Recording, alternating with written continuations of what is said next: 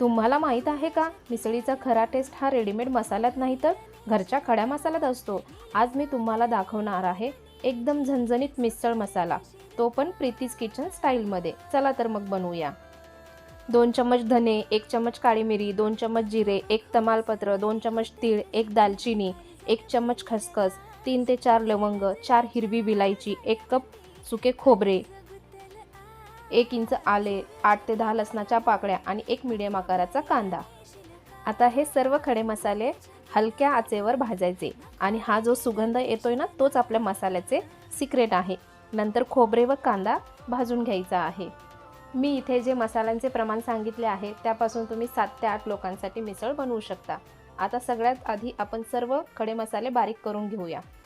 त्यानंतर आले, लसूण, खोबरे, कांदा बारीक वाटून घेऊ। इथे आपला मिसळ मसाला तयार आहे। व्हिडिओ आवडला तर फॉलो करा, नाहीतर असा मसाला कुठेच मिळणार नाही। Thank you.